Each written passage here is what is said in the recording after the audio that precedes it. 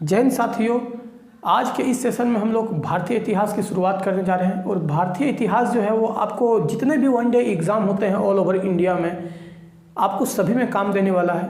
Mainly जो झारखंड में teacher की तैयारी में लगे हुए हैं और इतिहास के जो शिक्षक हैं, जो सीजीएल की तैयारी कर रहे हैं या आने वाले जो झारखंड पुलिस वगैरह उत्पाद सिपाही का जो तैयारी कर रहे हैं, उसके लिए बहुत ज़्यादा इंपॉर्टेंट होने वाला है। तो अंत तक बने रहिएगा। और अगर अभी तक चैनल को सब्सक्राइब नहीं किया तो पहले वीडियो को पूरा देखिए, अगर अच्छा लगे तो अंत में सब्सक्राइब कर बेल आइकन को प्रेस कर लीजिएगा। आइए शुरुआत करते हैं।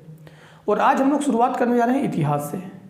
इतिहास, सबसे पहले अगर हम लोग इतिहास शुरू करने जा रहे हैं तो सबसे पहले तो उसकी डिफिनेशन जानना जरूरी होता है कि इतिहास कहते किसे हैं। ठीक है, तब तो आगे हम लोग और बढ़ेंगे कि इतिहास क्या है। तो अगर इतिहास का सिंपल सा डिफिनेशन अगर बोला जाए तो इतिहास का सिंपल डिफिनेशन होता है कि बीते हुए काल को इतिहास कहते हैं। फिर से सुनिए, बीते हुए काल को इतिहास कहते हैं। अब काल मतलब वो राक्षस वाला काल नहीं है यहाँ पर, ठीक है। यहाँ काल का जो सेंस है वो है समय से। तो आप इसको इस प्रकार भी कह सकते हैं कि बीते हुए जो समय है उसी को इतिहास कहते हैं। चाहे वो मेरा बीता हुआ 1 घंटा ही क्यों ना हो, उसे इतिहास हम लोग कहेंगे। तो कितना सिंपल डिफिनेशन है। आप आज तक जो डिफिनेशन पढ़ते होंगे बहुत मतलब पेचीदा होता होगा, लेकिन मैं आपको सिंपल सा बताता हूँ कि बीते हुए, आपसे अगर कोई भी पूछे इतिहास की परिभाषा तो आप सिंपल इतना बता सकते हैं कि बीते हुए काल को, बीते हुए समय को इतिहास कहते हैं। अब बीता हुआ समय को हम लोग 3 प्रकार से डिस्क्राइब कर सकते हैं। पहला तो वो जिसके बारे में लिखा ही ना गया हो, घटना तो हुई लेकिन घटना लिखा नहीं गया। दूसरे इतिहास वो होता है कि जिसमें घटना को लिखा तो गया लेकिन उसको पढ़ा नहीं जा सका। और तीसरा वे जो होता है जो घटना को लिखा भी गया और पढ़ा भी गया। तो ये जो तीनों प्रकार जो हम लोगों का तीनों जो कंडीशन हुआ है, इस तीनों को हम लोग विभिन्न नामों से जानते हैं। वह काल जिसकी घटना को ना ही लिखा गया और ना ही पढ़ा गया, तो उस घटना को कहते हैं आद्य ऐतिहासिक काल, प्राग ऐतिहासिक काल। ठीक है, सॉरी दोस्तों, उसे कहते हैं प्राग ऐतिहासिक काल। यानी वह काल जिसमें घटनाओं को ना ही लिखा गया और ना ही उसका कोई मतलब हम लोगों को विवरण मिलता है कहीं पे, तो उसे क्या कहते हैं, प्राग ऐतिहासिक काल। आद्य ऐतिहासिक काल क्या होता है, वह घटना जिसको लिखा तो गया, वह काल जिसमें घटनाओं को लिखा तो गया किंतु वर्तमान में उसे पढ़ा नहीं जा सका, उसे कहते हैं आद्य ऐतिहासिक काल। अब इतिहास किसे कहते हैं कि वह काल जिसमें घटनाओं को लिखा भी गया और पढ़ा भी गया, उसे हम लोग कहते हैं इतिहास। तो इतिहास को हम लोग 3 प्रकार से डिस्क्राइब कर सकते हैं कि एक में जिसमें घटना का ना ही कोई विवरण मिलता है और ना ही उसमें कुछ लिखा गया। एक में होता है कि लिखा तो गया किंतु पढ़ा नहीं जा सका। और तीसरा कंडीशन यह हुआ कि इतिहास का जो घटना है उसको लिखा भी गया और पढ़ा भी जा सका। अब हम लोग क्या करते हैं अध्ययन की दृष्टि से, ठीक है, अध्ययन की दृष्टि से इतिहास को हम लोग 3 भागों में पढ़ते हैं। 3 भागों में पढ़ने से क्या होता है कि हम लोगों को जो हम लोग इसको बांट पाते हैं। और बांटते कैसे हैं, तो इतिहास को हम लोग 3 पार्ट में कैसे बांटते हैं देख लीजिए। सबसे पहले हम लोग बांटते हैं इसे प्राचीन इतिहास। ठीक है, हम लोग क्या करते हैं इसको, प्राचीन इतिहास। दूसरा हम लोग इसको कर देते हैं मध्यकालीन इतिहास, मध्यकालीन इतिहास। और हम लोग थर्ड जो पढ़ेंगे वो पढ़ेंगे आधुनिक इतिहास, आधुनिक इतिहास। ठीक है, अब देखिए यहाँ पे ये जो हम लोगों ने 3 पार्ट में पढ़ा, इसको हम लोग 3 भागों में कैसे बांटेंगे। तो हम लोग जो सबसे पहले प्राचीन को बांटेंगे, प्राचीन को हम लोग क्या करेंगे कि जो धर्म ग्रंथ हैं, ऐतिहासिक ग्रंथ हैं, जो यात्रियों के विवरण थे, उसके आधार पर हम लोग जो इतिहास को प्राचीन में बांटे हैं। सवाल ये उठता है कि फिर मध्यकालीन में किसे बांटे हैं। तो मध्यकालीन जब हम लोग पढ़ना स्टार्ट करेंगे तो हम लोग यहाँ शुरुआत कर देंगे जो प्रमुख राजवंश थे, सल्तनत काल जो थे, सल्तनत काल से शुरू होगा हम लोगों का मुगल काल पढ़ेंगे, ये हम लोगों का मध्य भारत आएगा। और आधुनिक भारत की शुरुआत वहाँ से होगा जब यहाँ पर अंग्रेजों का आगमन होता है। इंडिया में जब अंग्रेजों का आगमन होता है तो फिर हम लोग आधुनिक भारत का इतिहास पढ़ना स्टार्ट कर देंगे। तो जो हम लोग शुरुआत करने जा रहे हैं वो किससे करने जा रहे हैं, हम लोग प्राचीन भारत से। और प्राचीन भारत में मैंने क्या बताया कि इसमें हम लोगों को क्या क्या पढ़ना है। तो प्राचीन भारत में हम लोगों को धर्म ग्रंथ पढ़ना है, ऐतिहासिक ग्रंथ पढ़ना है, जो पुरातत्विक संबंधित साक्ष्य जो होता है पुरातत्व से, जिससे हम लोग अनुमान लगाते हैं कि हाँ यहाँ पर ये होने का संभावना है। मान के चलिए किसी एरिया में हम लोग विजिट करने जाते हैं, वहाँ पे हम लोगों को पंछी का अस्थि पंजर मिलता है, मतलब उसका अवशेष मिलता है। तो उससे हम लोग ये जानते हैं कि इस जगह पर पक्षी होने का अनुमान था। अब हम लोग उसको फिर भेजते हैं उसका जो पता लगाते हैं, ठीक है, कार्बन डेटिंग से जो उसका पता लगाया जाता है। फिर वहाँ पर उसको पता लगाया जाता कि यह जो अस्थि पंजर है वो कितने पुराने हैं। तो फिर वहाँ मान के पता चलता है कि चलो ये जो अस्थि पंजर मिला है ये 1800 वर्ष पुराना है, ठीक है। तो हम लोग जानते हैं कि यहाँ 1800 वर्ष जो पहले है इस क्षेत्र में पंछी हुआ करते थे। तो ये सब जो है दोस्तों, ये सब से हम लोगों का इतिहास का यहाँ पता चलेगा। प्राचीन में हम लोग पढ़ेंगे किससे किससे, तो धार्मिक ग्रंथ पढ़ेंगे, ऐतिहासिक ग्रंथ पढ़ेंगे, पुरातात्विक संबंधी साक्ष्य पढ़ेंगे, यात्रियों का हम लोग विवरण पढ़ेंगे, जो विदेशी यात्री ह्वेंसन आए थे, फाहियान आए थे, ईटिसन आए थे, उन सभी का हम लोग अध्ययन प्राचीन में करेंगे। फिर जब हम लोग मुगल घुसेंगे तो फिर देखेंगे। तो आज हम लोग शुरुआत प्राचीन मध्यकालीन जब घुसेंगे तो हम लोग वहाँ पर दिल्ली सल्तनत के बारे में अध्ययन करेंगे। तो हम लोग शुरुआत आज से प्राचीन से करने वाले हैं। तो कैसा लग रहा है? अगर अच्छा लग रहा है तो लाइक वीडियो को जरूर कर दीजिएगा। आइए हम लोग अब शुरुआत करते हैं इससे, प्राचीन भारत से। अब हम लोग शुरुआत करने जा रहे हैं प्राचीन भारत से। हम लोग आज का टॉपिक से पहले शुरुआत क्या होगा? प्राचीन भारत, फिर हम लोग पढ़ेंगे मध्यकालीन भारत, और इसी प्रकार हम लोग आगे बढ़ते रहेंगे। तो प्राचीन भारत से हम लोग शुरुआत कर रहे हैं। अब प्राचीन भारत में हम लोगों को जानकारी किससे किससे मिलेगा? तो सबसे पहले मिलेगा हम लोगों को धर्म ग्रंथ से। सबसे पहले तो हम लोगों को मिलेगा धर्म ग्रंथ से। फिर हम लोगों को मिलेगा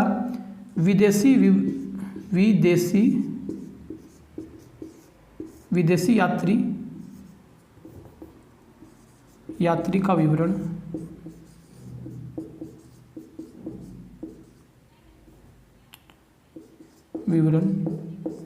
फिर हम लोगों को मिल रहा है पुरातात्विक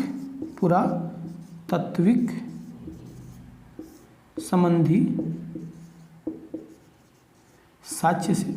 यहाँ से हम लोगों को 3 प्रकार से हम लोगों को इसके बारे में जानकारी मिलेगा।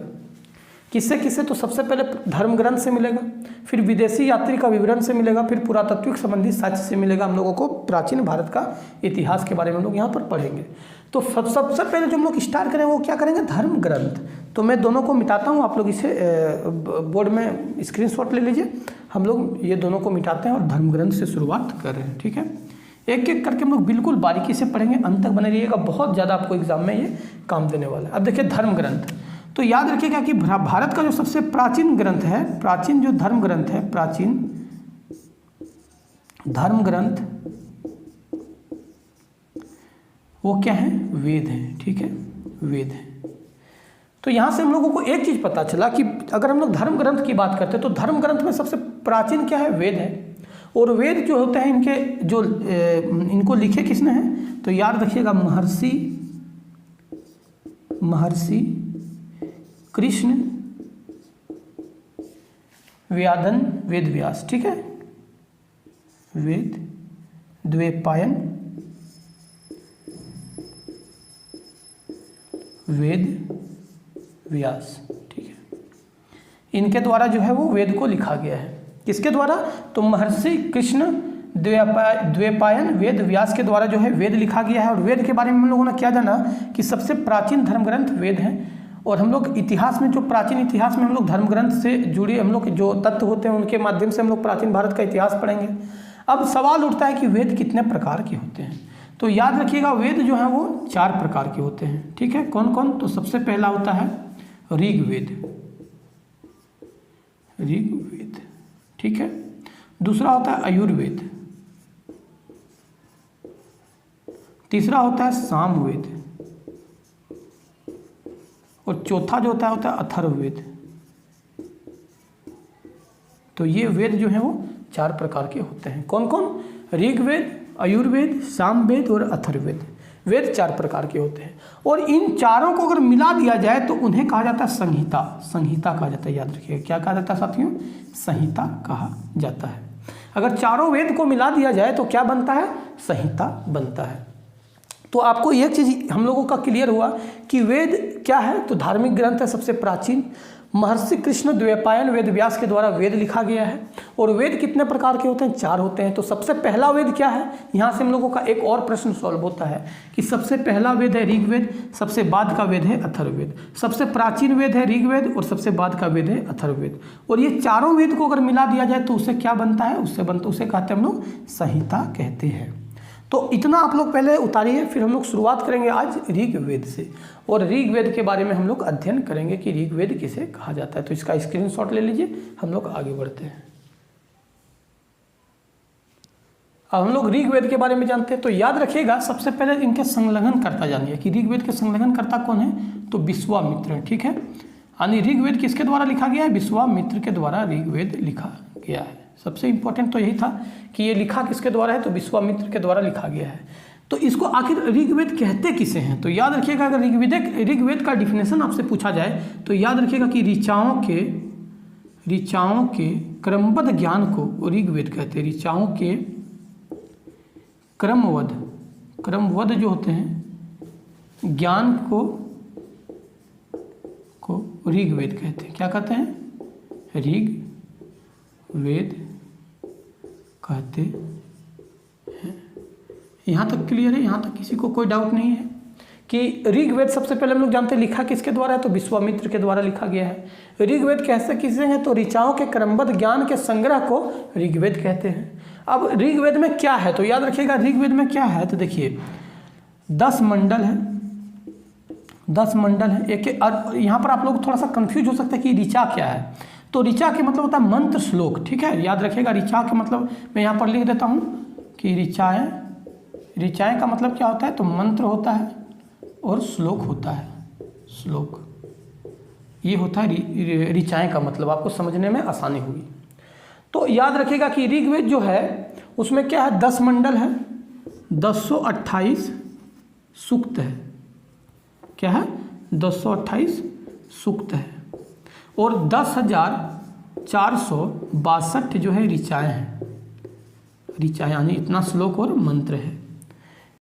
ठीक है, कितने ऋचाएँ हैं, तो याद रखिएगा 10 मंडल हैं, 1028 सूक्त हैं, 10,462 ऋचाएँ हैं और ये इस ऋचाएँ को पढ़ने वाले ऋषि को होत्रेय कहते हैं। ठीक है, होत्रेय कहते हैं। क्या कहते हैं, इस ऋचा को पढ़ने वाले ऋषि को होत्रेय कहते हैं। ये आपको याद रखना है। हम लोग नेक्स्ट जानते हैं कि आखिर ऋग्वेद से हम लोग को इतिहास का क्या पता चलता है।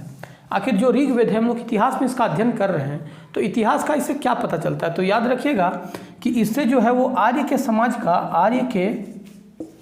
आर्य जो थे उनके आर्य के राजनीतिक,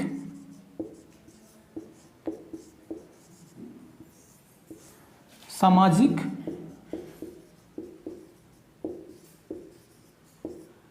तथा जो उनके धार्मिक कांड थे, धार्मिक कांड का पता चलता है। ठीक है,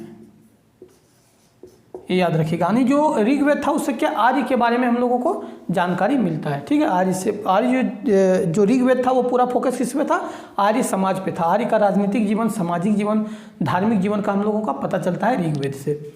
इसके जो तीसरे मंडल हैं, 10 मंडल हैं, 10 मंडल में याद रखिएगा तीसरे मंडल जो है तीसरा मंडल। ठीक है, तीसरा मंडल में क्या है, जो इम्पोर्टेंट होगा हम लोग उसी पढ़ेंगे। तीसरा जो मंडल है उसमें क्या है, तो सूर्य देवता सावित्री। याद रखिएगा सूर्य देवता कौन थे, सावित्री को समर्पित क्या है, गायत्री मंत्र है। गायत्री मंत्र है। यानी एक चीज़ आपको पता चल गया कि गायत्री मंत्र का जो ये कहाँ से हुआ है, तो याद रखिएगा ऋग्वेद से। और ऋग्वेद में कहाँ, तो तीसरे मंडल में। 10 मंडल हम लोगों ने पढ़ा था, 10 मंडल में तीसरे जो मंडल थे वो क्या थे, सूर्य देवता को सावित्री गायत्री मंत्र है। याद रखिएगा। इसके 9वें मंडल में, इसके अगर हम लोग 9वें मंडल की बात करें, 9वां मंडल, तो इसके 9वें मंडल में सोम को उल्लेख है। ठीक है, सोम देवता का उल्लेख मिलता है। सोम देवता का उल्लेख मिलता है। तो दोस्तों ऋग्वेद के लिए इतना ही था। ऋग्वेद में इससे ज़्यादा प्रश्न आपको इससे नहीं पूछा जाएगा। तो आज हम लोगों ने शुरुआत किया, हम लोगों ने इतिहास के बारे में थोड़ा सा डिफिनेशन पढ़ा। हम लोगों ने जाना कि प्राचीन मध्यकालीन और आधुनिक इतिहास में क्या क्या हम लोगों को पढ़ना है। हम लोगों ने आज प्राचीन इतिहास का शुरुआत भी कर दी है। प्राचीन इतिहास में हम लोगों ने धर्म ग्रंथ से शुरुआत की है और धर्म ग्रंथ में भी हम लोगों ने ऋग्वेद के बारे में, पहले वेद के बारे में जाना, फिर हम लोगों ने जाना कि वेद 4 प्रकार के होते हैं, ऋग्वेद, यजुर्वेद, सामवेद और अथर्ववेद। हम लोग शुरुआत आज ऋग्वेद से किए हैं और ऋग्वेद में हम लोगों को क्या जाना कि ऋग्वेद जो विश्वामित्र के द्वारा लिखा गया है, ऋचाओं के क्रमबद्ध ज्ञान के संग्रह को ऋग्वेद कहते हैं। आखिर ऋग्वेद कहते किसे, ये भी जानना जरूरी है। हम लोगों ने जाना कि ऋग्वेद में क्या क्या है, तो 10 मंडल हैं, 1028 सूक्त हैं और 10,462